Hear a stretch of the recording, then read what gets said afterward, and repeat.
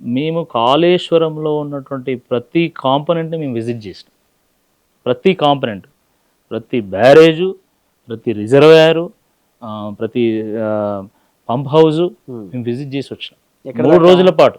ఎక్కడ దాకా మొత్తం మొత్తం మేము సుందిళ్ళ ఎస్ఆర్ఎస్ ఇక్కడ వరకు కాళేశ్వరం త్రివేణి సంగమంలో మొదలుపెట్టినటువంటి మా టూరు చివరకు బస్వాపూర్‌లో ఎండ్ అయింది. బస్వాపూర్ దాకా వెళ్ళారు.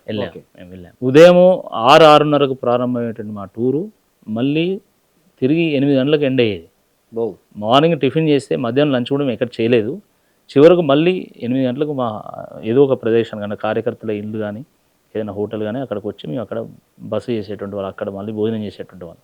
అంత డెడికేటెడ్గా 3 రోజుల్లో ఈ కాళేశ్వరం మీద ఉన్నటువంటి ప్రతి కాంపోనెంట్ని మేము విజిట్ చేసి దాన్ని అర్థం చేసుకొని దాన్ని వెనుకున్నటువంటి పరమార్థాన్ని కనుక్కొని దాని తర్వాత తిరిగి మేము ఇక్కడికి వచ్చిన తర్వాత మా వాళ్ళు కూడా ఉండే అన్న ఇవన్నీ మనం ఇంత తిరిగాము, ఇంత అర్థం చేసుకున్నాము, దీన్ని కెమెరాలో బంధించినాము, ఒక చిన్న డాక్యుమెంట్ ఇలా చేస్తే బాగుంటుందని మా వాళ్ళు నాతో ఒక ప్రతిపాదన పెట్టినప్పుడు నేను మళ్ళీ కేటీఆర్ గారు చెప్పిన, ప్లీజ్ గో హెడ్ రాకేష్, బాగుంటుంది అని చెప్పేసి అన్న తర్వాత మేము ఆ కాళేశ్వరం డాక్యుమెంటరీని మేము రూపకల్పన చేసి దాన్ని అందరి ముందు పెట్టేటువంటి ఒక ప్రయత్నం చేస్తాం.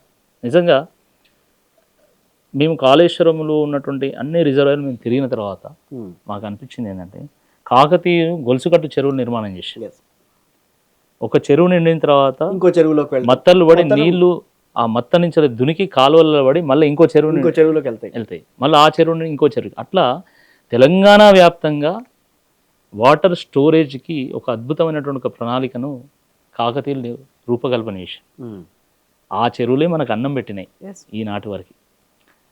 కానీ కేసీఆర్ గారు అంతకంటే గొప్ప ప్రయత్నం చేసినని మాకు అనిపించింది. ఎందుకంటే కాకతీయులు కట్టినటువంటి చెరువులు, గొలుసుకట్టు చెరువులు ఎగువ ప్రాంతం నుంచి దిగువ ప్రాంతానికి ఉంటాయి అంతే.